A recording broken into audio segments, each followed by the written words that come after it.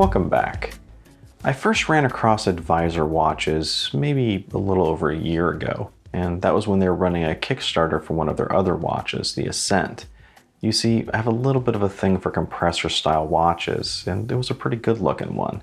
Yet I remembered the brand more because of the limited edition version of that watch they were offering. It was kinda over the top, but it was unique enough that I remembered the name when they contacted me a few months ago, as they were planning another Kickstarter for a new watch called the SUPA. Now this is a pretty good and pretty interesting looking watch, and it's got some good specs as well, so I said yes. So they lent me this prototype for a few weeks. Now, I was originally going to do this review for the end of their Kickstarter campaign, but unfortunately they pulled it as it looked like they weren't going to meet their fundraising goals. But instead, they've now retooled it and launched it on their website, with a pre-order price the same as their Kickstarter. This is one where the specs really don't tell you the whole story. It's a larger bronze diver at 44mm without the crown, and 46 with, as well as a pretty long-sounding lug-to-lug of 51. Yet, to be honest, it really doesn't wear like it.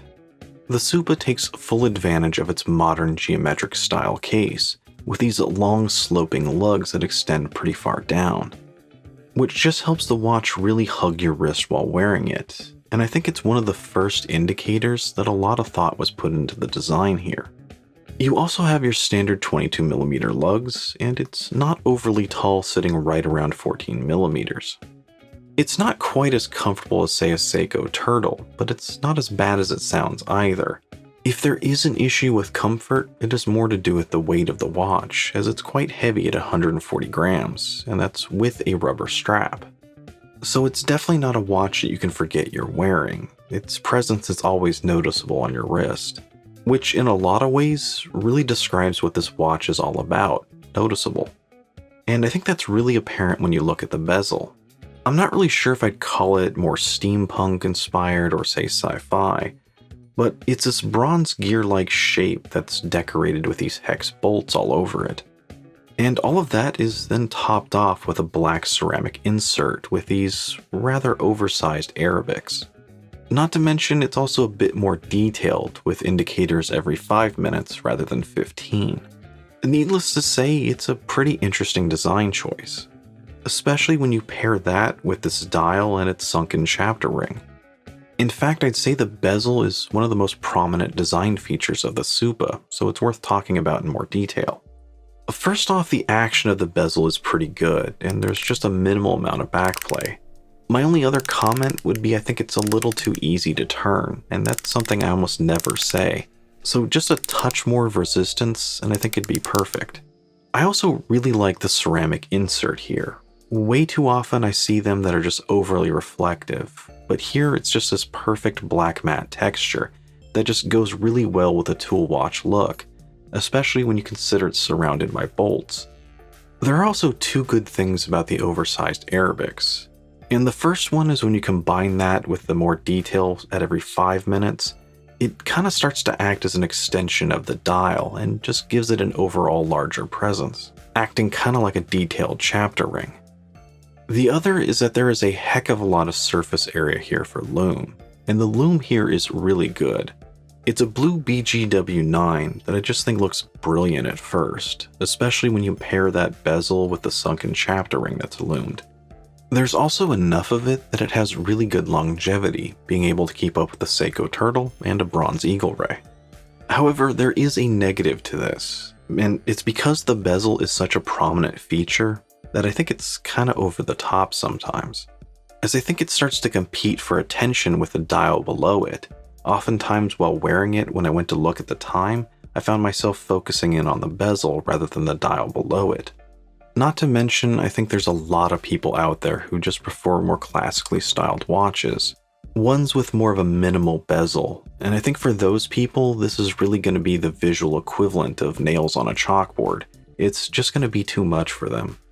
You really have to like the steampunk style design, or at the very least accept it, before you even begin to take in the rest of the watch. Now, matching that bezel, you have a gear-like crown at the fore, and it is signed and it is also screwed down. And as a bonus, it's also lumed, which is always a really cool touch. Now on the rear, you have a custom stainless case back with this really cool design. Although I do have to say that I have no idea what a sea dragon or this little scuba dude have to do with the SUPA name, but it's still cool to look at. Now back to the front, you do have a domed sapphire crystal with AR, but they also list it as having anti-fingerprint coating as well, but I didn't really see that help much with my photography. While the case and bezel designs are a bit more modern, I think the dial is more classically styled, if not a little bit of a retro vibe. It's a double-layered dial, with the lower layer making up the loomed white chapter ring, while the main upper level just has this matte dark blue color to it. It's really a very cool, beautifully designed dial, and one I started appreciating more as I was just getting more footage of it. The squarish applied indices and the syringe hands have this brushed rose gold texture to them, which I think just pairs beautifully with the bronze case and the blue color beneath it. They always stand out brilliantly against that dark blue backdrop. When you look at the dial as a whole, that blue section just stands out from the surrounding white chapter ring, almost like a bullseye just drawing your eyes right to the center, which always makes the watch easy to read. Assuming, of course, you get your eyes off the bezel. The applied indicators as well as that sunken chapter ring do give the watch a nice sense of depth, but it's not one that's overly obvious, as it is a little sunken from the top of the bezel and there is some distortion from the crystal. And that resulting shadows and the distortion just really mask some of the finer details here, such as the date wheel. Now I do love the date wheel's position at the 6 and how it just integrates into the symmetry of the dial, but it is recessed down even further, so it is a little harder to read. The blue color of the dial looks great with the white crosshairs painted over it, just really helping your eyes focus in on the hands. However, I think the logo and the text do take up a lot of valuable dial real estate here, as this is a dial that's already pretty small, or at the very least it looks it. And that right there is really my biggest concern with the SUPA. The dial itself really isn't that small, it's just when you look at it, the hands only extend out to the edge of that blue section, almost as if they're afraid to enter into white's territory. And as a result, I think it just looks smaller than it actually is. Just look at the hour hand and how it's proportioned to the rest of the dial, it just looks tiny to me. Then I think when you combine that with the bezel that seems to give the watch an even greater presence, it just really compounds that issue. Now, that said, I do like the design as a whole, and for the most part, I think the various elements do flow together very nicely. It's just not as obvious as you have with other watches, as I think there's just a couple of things here that are maybe over the top and wind up distracting you from the rest of the design. Moving on to the movement, we do have a high-beat Swiss Siletta SW200, which is a nice upgrade from your standard Seiko NH35. High beat, 40-hour power reserve, hacking, and hand winding. It's pretty much everything you want. And I think it's a pretty good deal with the early bird price of $429. Usually at that price, I'd expect a Miyota 9015. Now, strap-wise, the SUPA comes with one of the better rubber straps I've run across. It's thick, flexible, and just really has a great texture. With this combination of honeycombed and ribbed pattern, it's just really a great strap that's comfortable to wear and helps it conform to your wrist nicely.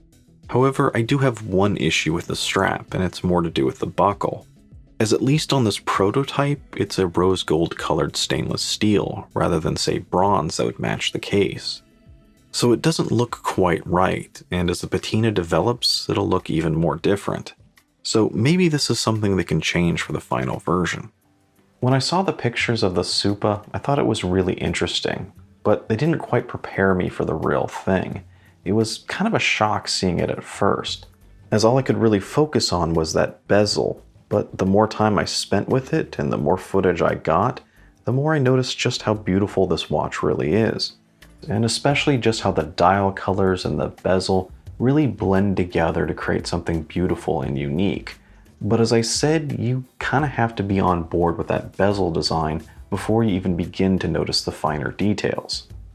But if you are, this is a really well-made solid package. You have a great bronze case, sapphire crystal, beautiful dial, Siletta movement. It's pretty much everything you could want. not to mention great lume and just a really unique look. But what do you think about the SUPA from Advisor watches? Let me know down below, and especially what do you think about that bezel? And as always, if you enjoyed the video, don't forget to like, comment, and subscribe. Thanks for joining me.